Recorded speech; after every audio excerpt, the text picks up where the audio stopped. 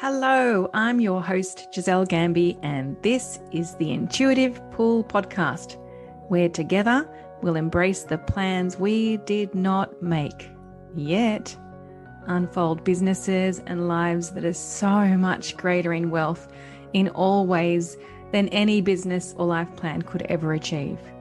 My wish is that you make intuition your most trusted advisor. So buckle up, get present, and let's go. Welcome to this episode entitled Momentum Serves the Committed. This is the second time I'm recording this particular episode. I recorded this morning, and then I went to edit it, and the sound was distorted. Oh my goodness. And the episode was around 38 minutes long. Oh, I could have died. And I'm laughing this afternoon because this is an example with a title called Momentum Serves the Committed. You know, I could easily just give this one up on a Friday afternoon and not re-record it, but I'm committed to recording it. I'm committed to recording it because this episode has been cooking for quite some time now. There's been a lot of separate pieces that have been floating about, and it was only this morning that they came together. I was excited to record this episode called Momentum Serves the Committed. So here we are again, demonstrating my commitment to you. And when I recorded it this morning, I noticed that there was quite a serious tone to this episode, which is a little different to previous episodes. And I'm going to run with it because there was a little bit of seriousness this week in a message that I delivered to two clients, and it was the same message. And the message was, stop blaming your partner for your dissatisfaction. Quite a punchy reflection, right?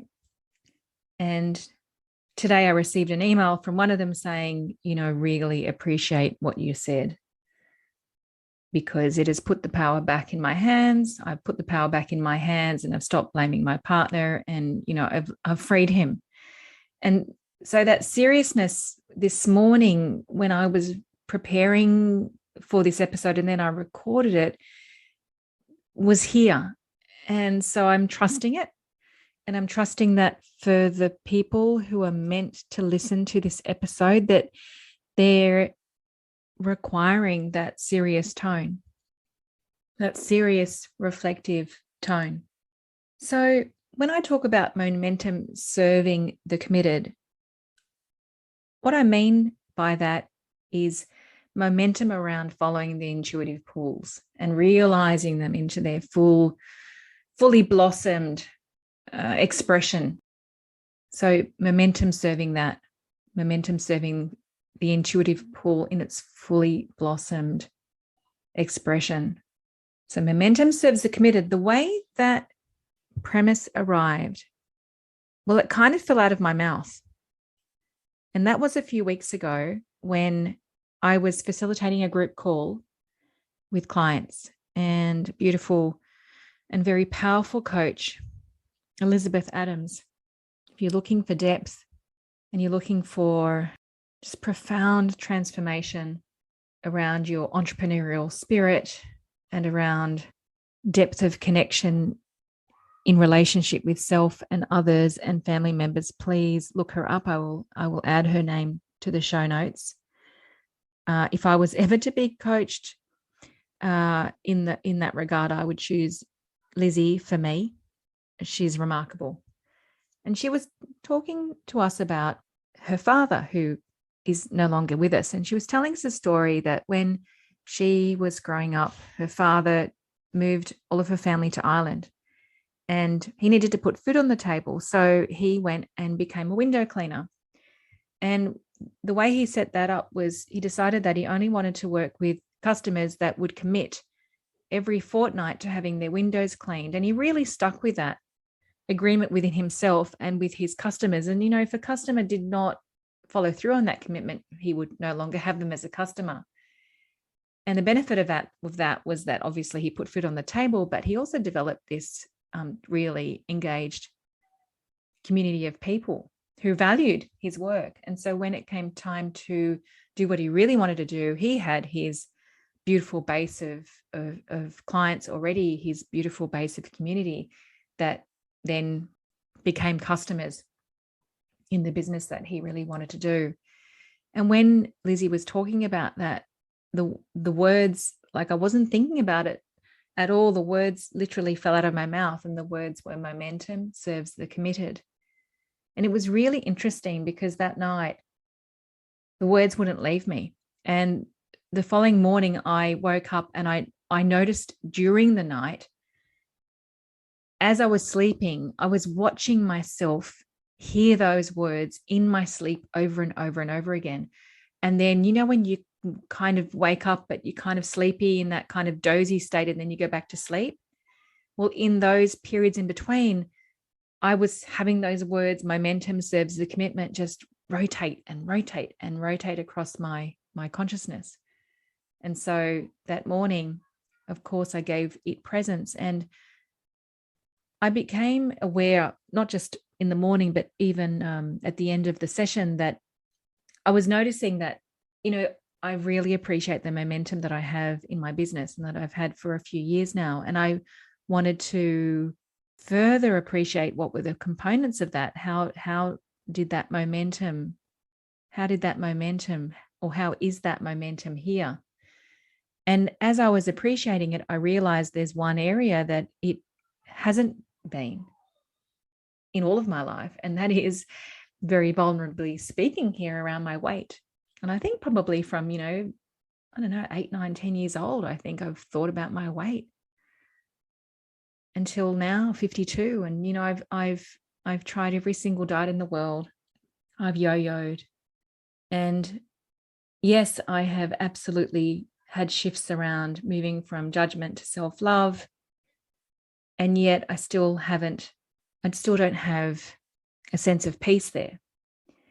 And I realized it's because I have not committed to it, as I have around other areas of my life. And I woke, that morning, I put pen to paper and I wrote out my reflections and shared it with the coaching group. And this is what I wrote. So I'm going to read it to you.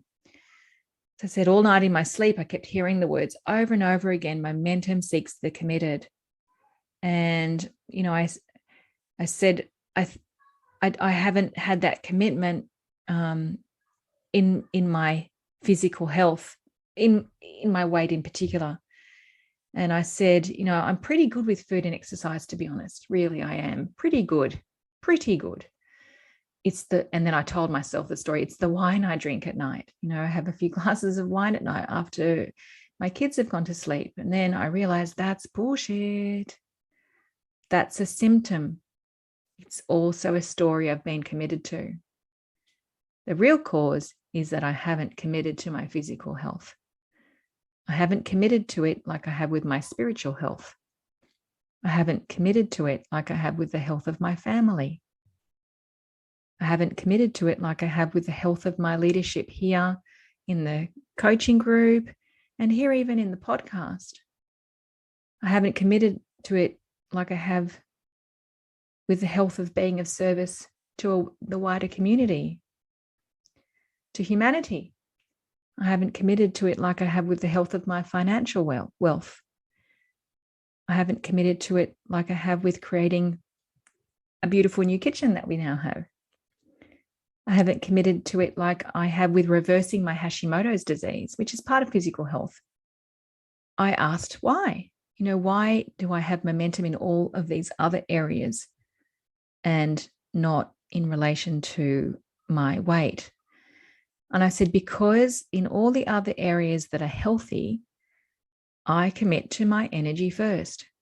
I give myself 2 hours before I speak with people on coaching sessions to become present, to open, to listen, to receive, to intend, to feel how I'd love to feel and how I'd love the people I'm speaking with to feel. I give myself 2 hours every morning before I get on the phone. I don't get on the phone before 11 o'clock. The kids go to school at 9, and then I get on the phone at 11.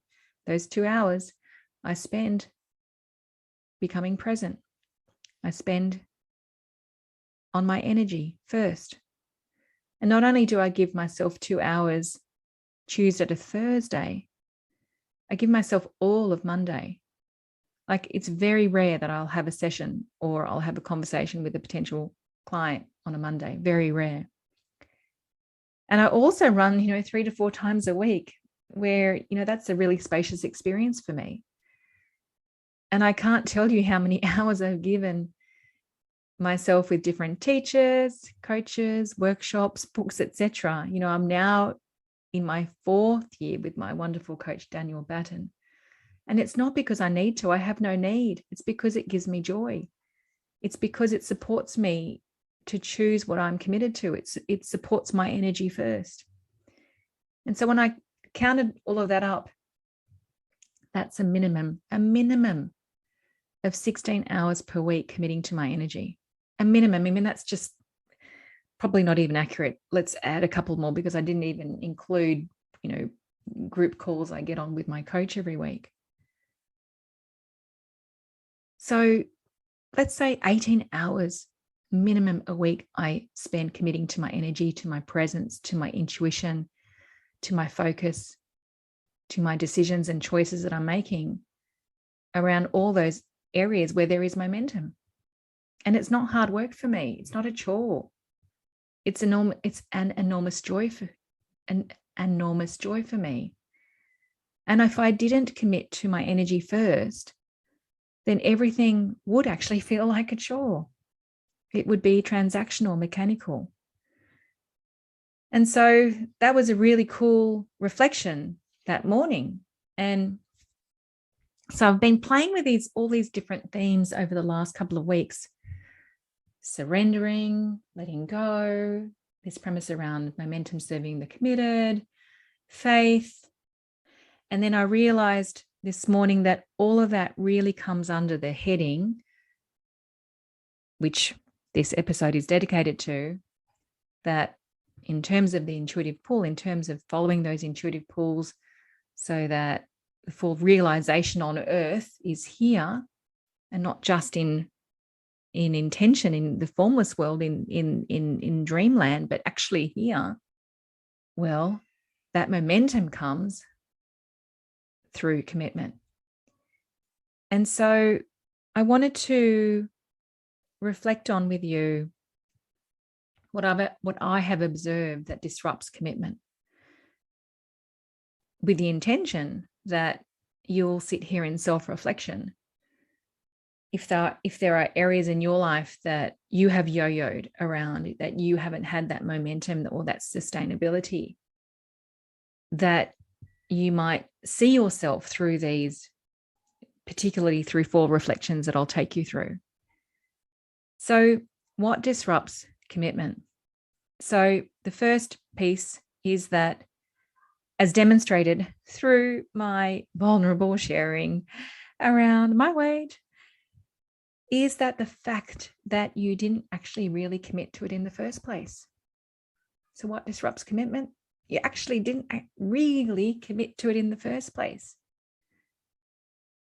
It's something that you do rather than it being a way of being in your life.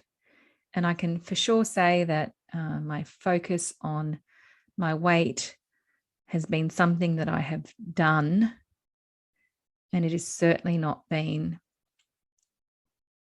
maybe it's starting to change now, but it's certainly not been who I have been, who I've lived as. It's like I always say,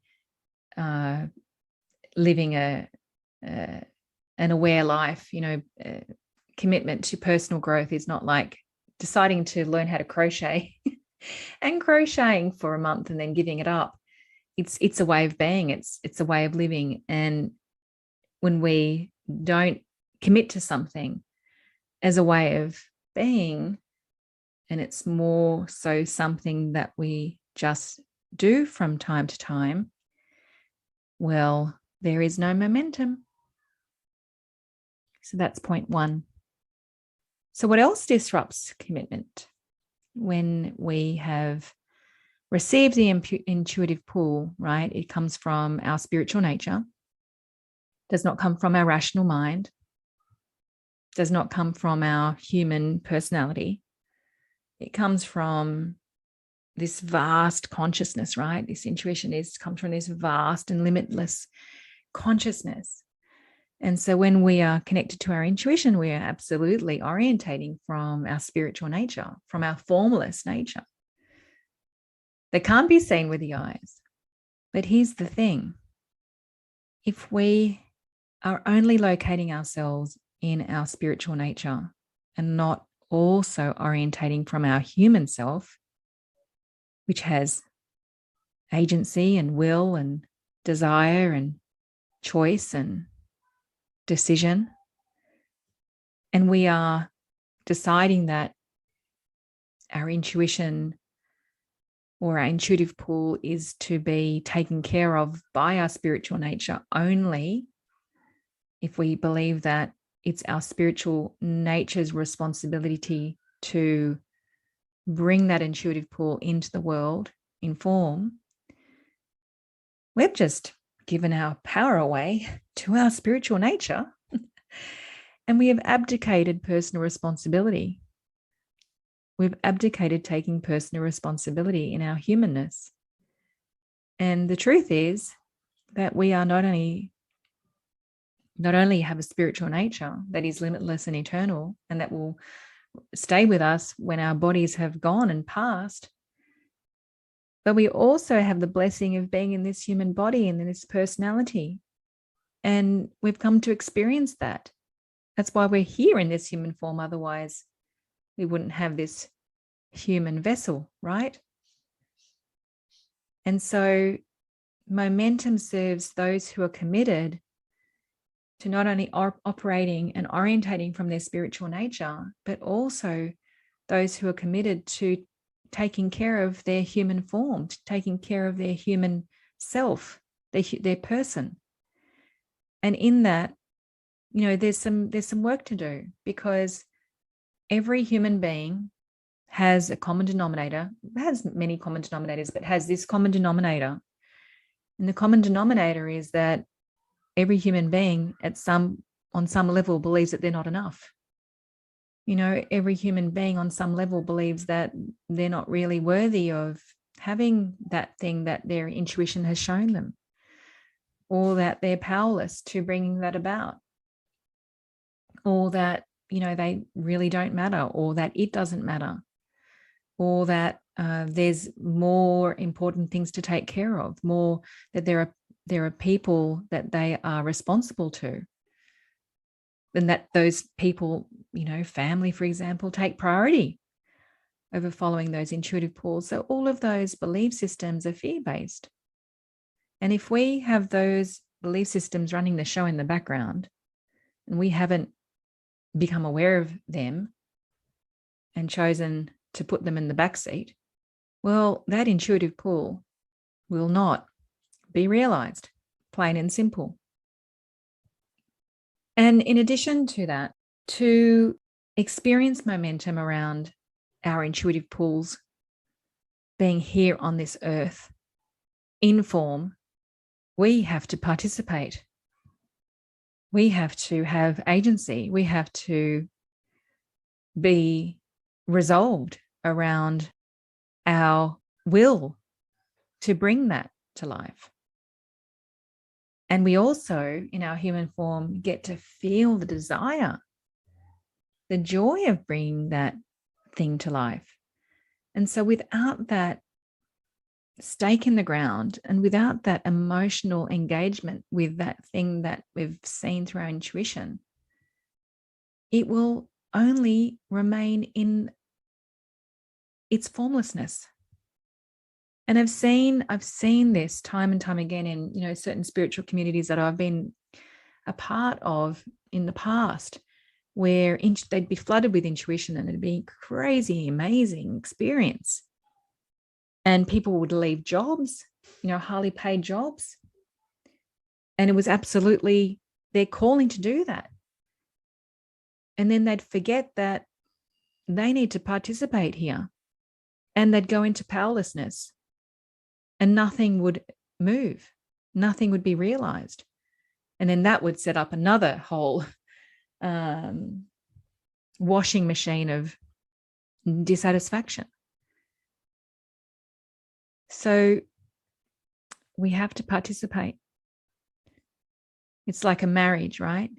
Our intuition will only be realized if we participate and do the inner work and have the resolve in order for that momentum to be experienced.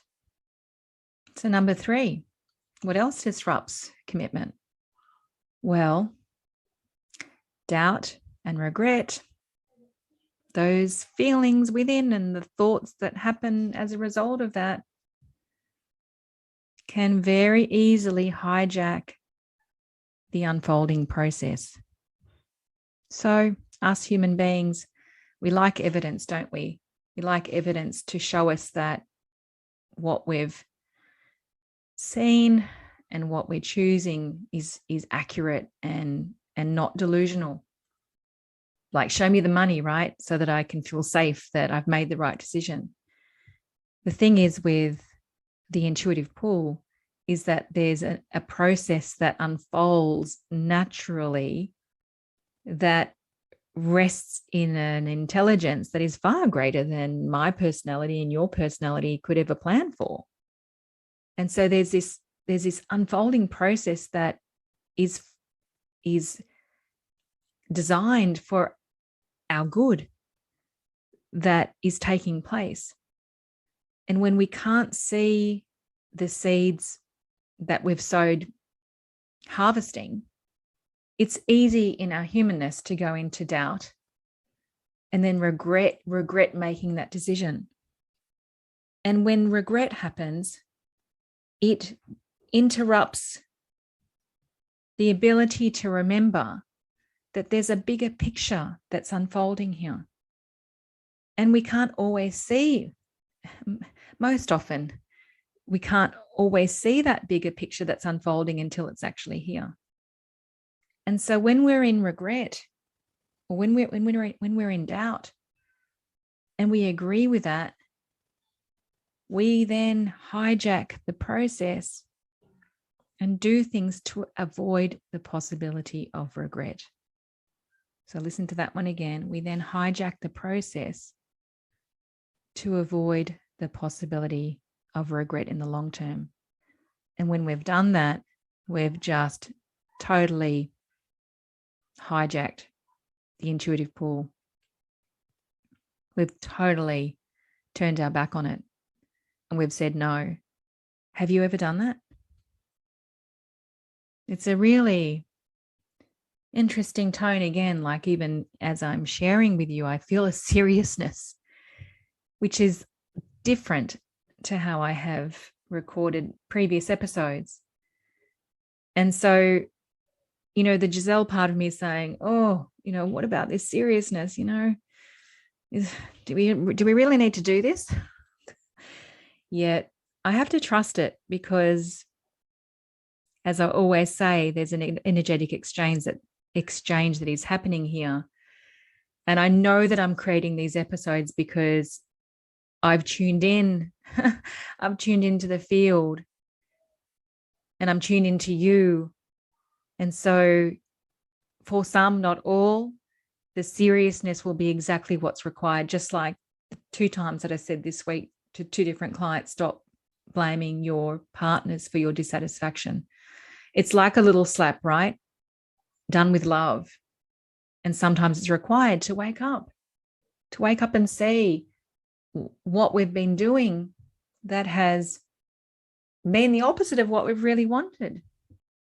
So the fourth's a funny one. The fourth reflection on what disrupts commitment. I heard this week. I heard someone say to me, I've been trying to let go. I've been trying to let go. Do you see the folly there? I've been trying to let go.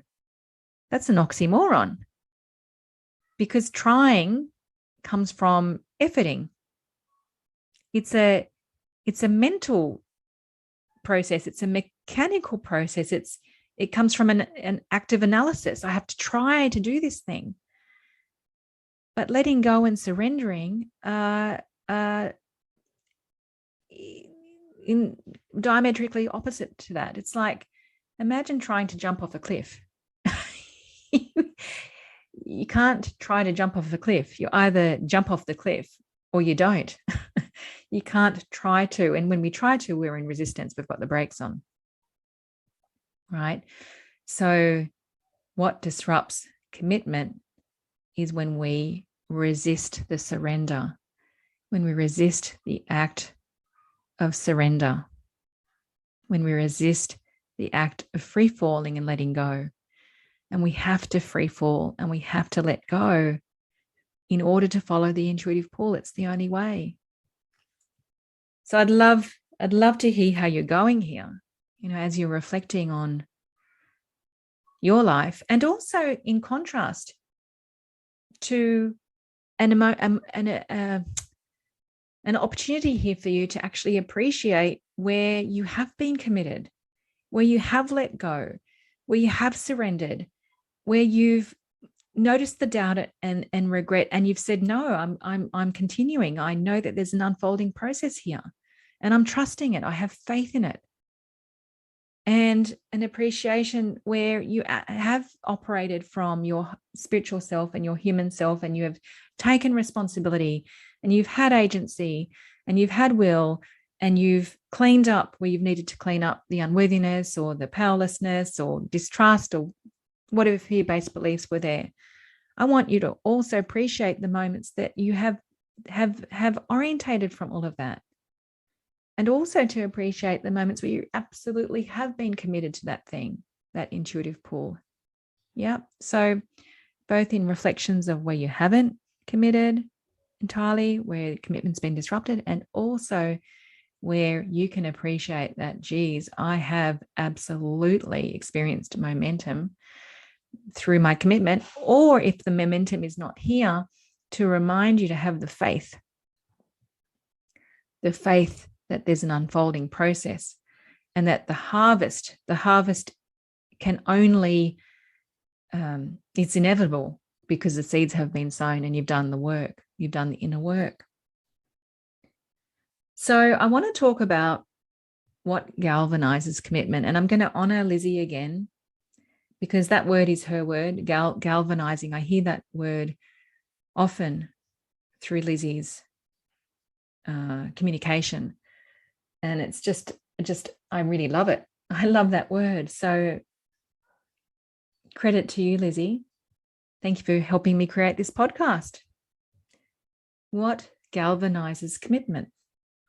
Well, the first one is getting radically honest with where you're at, and, allowing yourself to get uncomfortable and to feel all the feelings. So if there is something that you notice that you have, your commitment has been disrupted, allow yourself to get radically honest with where you're at, just like I did with my weight, and to get uncomfortable and to allow all those feelings that want to be felt to move through you. I mean, us human beings, we don't like to feel uncomfortable. And so we'll try and distract those uncomfortable feelings away. But you know what? I would not be here talking to you.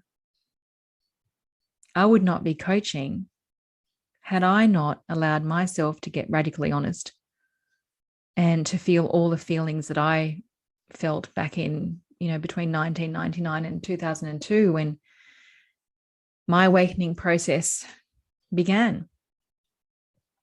If I had ignored or tried to make those uncomfortable feelings go away, and not trusted that they had an intelligence within them designed for my unfolding good, I would never have coached. I would never be here sitting here with you, speaking to you about the intuitive pull. What else galvanizes commitment? Choosing what you are committed to as a way of being, rather than something that you just do, like picking up crochet for a month. I've seen people who absolutely love what they do. For example, I'm going to talk about coaching. I've seen coaches absolutely love what they do, and yet their commitment to expressing their leadership to people beyond the people that they coach being something that only comes when they're in enrollment mode for client creation. And so what happens when that self-expression happens only when there's need? Well, it's really obvious, isn't it? There isn't momentum. There's the yo-yo. There's the start-stop.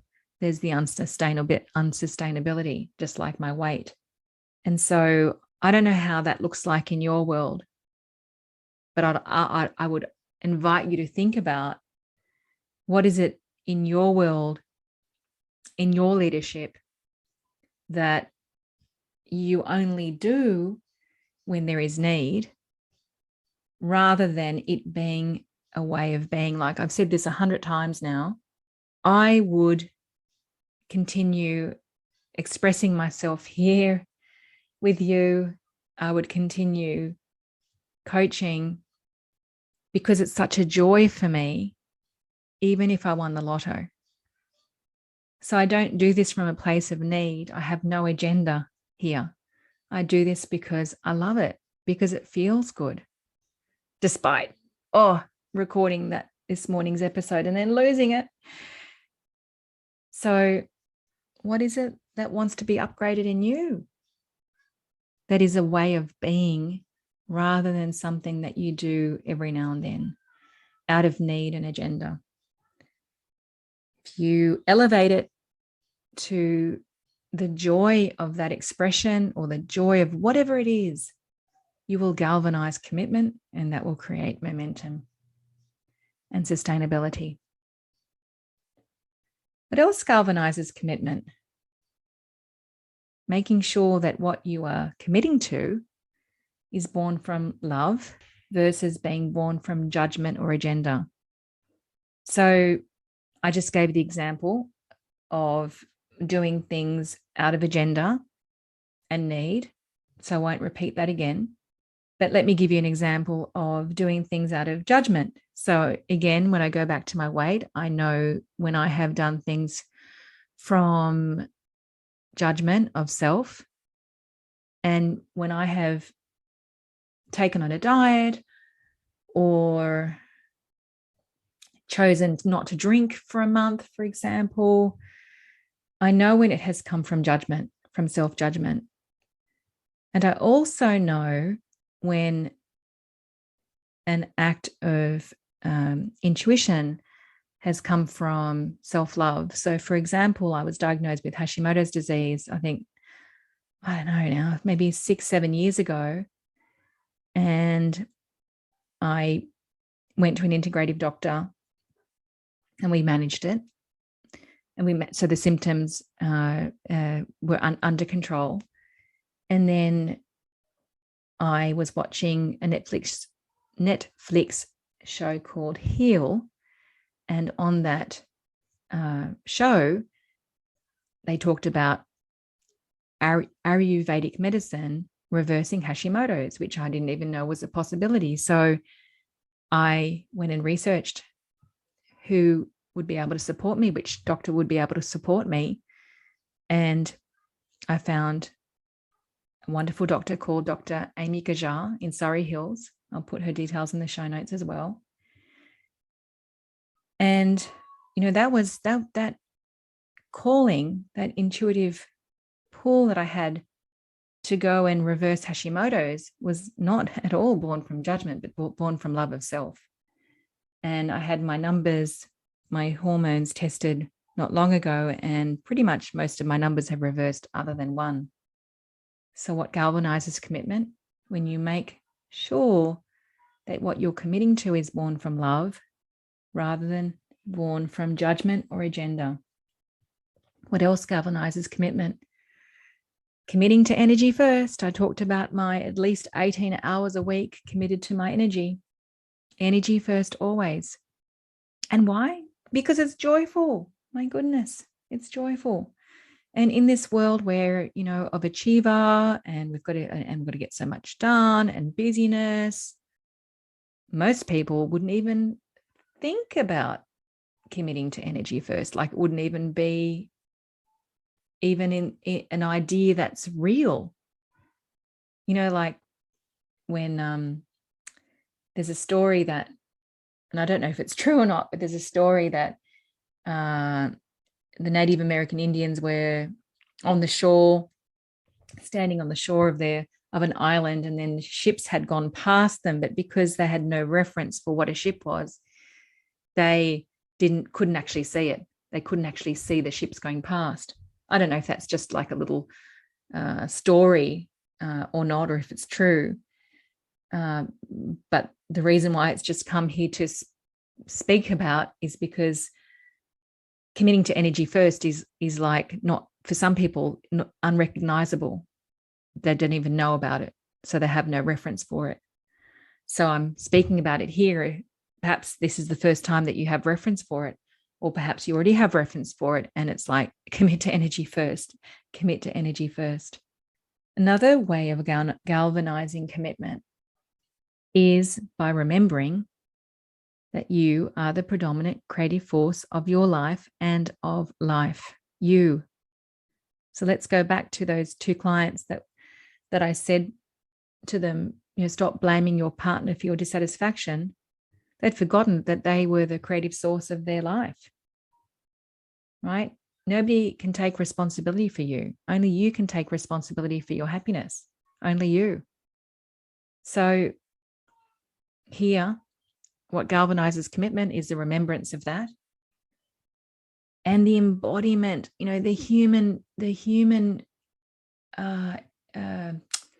our human nature that we get to enjoy. We get to enjoy this in our human body. We get to enjoy what will feels like. Will. We get to enjoy what deservedness feels like. We get to enjoy what powerfulness feels like. We get to enjoy what it feels like to put a stake in the ground. We get to enjoy what it feels like to claim our choices, regardless of what other people think. We get to enjoy our authenticity. We get to enjoy our leadership. We get to enjoy our ability to claim our space, right? So when we abdicate that away and just stay in our spiritual nature, my goodness, do we miss out a whole lot? We miss out on a whole lot. It's so joyful to experience that in our human nature. Commitment and momentum will never, ever be when we do not engage that human agency, when we do not experience and enjoy our human desires. Even my dog was getting excited and he was activating his animalistic agency. Oh, the joys of working from home. So that is what also galvanizes commitment. And I really hope that me speaking to that is activating that within you and having you see where you've been passive, right? Where you haven't taken that stake, where you haven't claimed for whatever reason. There's a really not interesting, a precious piece that I want to speak to. I was listening to a podcast by Kathy Heller, who I've learnt actually how to do the technical bits of a podcast through, thank goodness, and so grateful for that. She has a podcast called Don't Keep Your Day Job. And one of her episodes was with an Aussie woman actually called Bronnie Ware. You might know her. She wrote the top 5 regrets of the dying, the top 5 regrets of the dying. And she worked with the dying for 8 years in palliative care. And she said that, the first regret of the dying, and I found this really interesting, that this was she said there were 5 common things that she would hear over and over again. And she started with the first, and I thought, oh, this is just perfect. She said that the first major regret that the dying said was that they wished that they had lived a life of their own accord. They wished that they had not lived a life according to other people's expectations of themselves, of them, or at least of their perception of other people's expectations of them. They wished that they were self-resourced. They wished that they had been, not that these are the words that they would use, but they wished that they had been the creative source of their life, that they had put that stake in the ground, that they had claimed their place, that they had claimed their joys, that they had claimed their choices, that they had used will and agency. Isn't that interesting that is the first major regret that Bronnie Ware could see and appreciate over her 8 years of working with the dying? And so really this last point is probably the most important point in this whole episode. If you want momentum, if you want sustainability around the full realization, the infinite realization of the intuitive pools that are calling you, have called you, this is where it's at, this piece here. This is what will galvanize your commitment. Without that agency, without that will, without that choice, no one's going anywhere. So I also heard a beautiful saying this week by Marianne Williamson: faith isn't blind, right? People talk about blind faith. Faith isn't blind. It's visionary. Faith is visionary. So why would you want to disrupt your commitment to the intuitive pool when ultimately faith is visionary, more visionary than our little rational minds, which are really important, could ever offer us or enable? So I'd love to hear what happened for you in this quasi-serious, intimate conversation with you. I'd love to hear what you reflected upon, what you became radically honest about, what you appreciated,